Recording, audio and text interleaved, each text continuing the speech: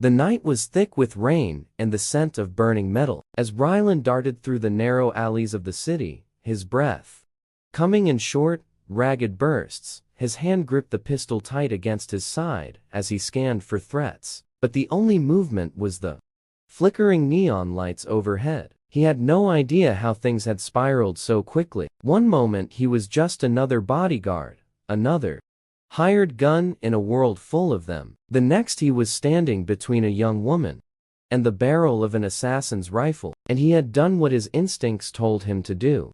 The impact of the bullet had thrown him backward, sending him crashing against the wet pavement, and for a moment everything had gone black. When his senses returned, pain laced through his body like fire. But he had seen her, standing over him, her dark eyes wide with shock, her hands pressed against his wound as if she could stop the bleeding. Through sheer willpower, he could hear shouting in the distance, the sound of heavy boots against stone. And then suddenly, the sky split open with the surge of violet light. It was only later that he learned the truth. Her name was Celine, and she was not from this world, not from the city, not from anything he had ever known. She told him in hurried whispers as she carried him through the storm. As they escaped the men who pursued her, she told him of a kingdom that floated above the clouds, a realm hidden from human eyes, ruled by forces beyond comprehension. She told him that she was the heir to that throne, and that those who sought to kill her were traitors who had sworn to see her fall.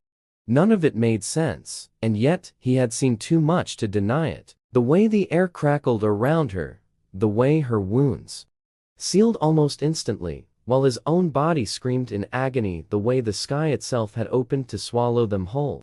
When the soldiers had come too close, he should have been dead. And yet here he was, dragged along by a woman who claimed to be from another world.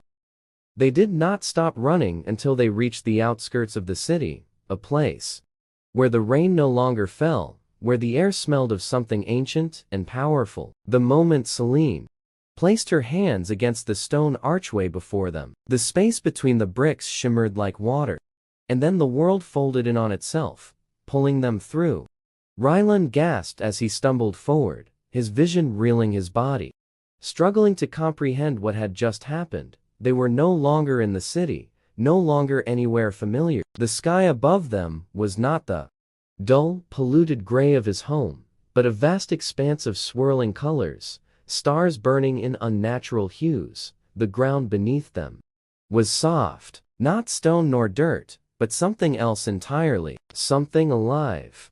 Celine knelt beside him, her expression unreadable. She told him he should not have interfered, that he should have let the bullet take its course. But there was something in her eyes, something that told him she was grateful. Despite her words, he had saved her life, and now there was no turning back.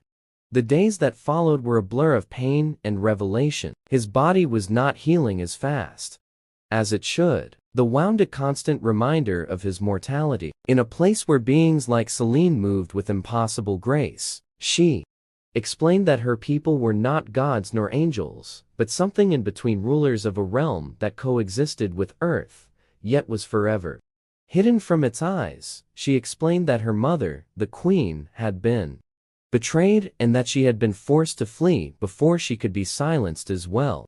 Ryland did not understand all of it, but he understood enough. He knew what it meant to be hunted, what it meant to have no place to call home. And as much as he told himself he should leave, as much as he told himself he had no part in this war, he found himself unable to walk away. Celine needed a protector, and he had already taken a bullet for her. He was already too deep in this to turn back. And so he stayed.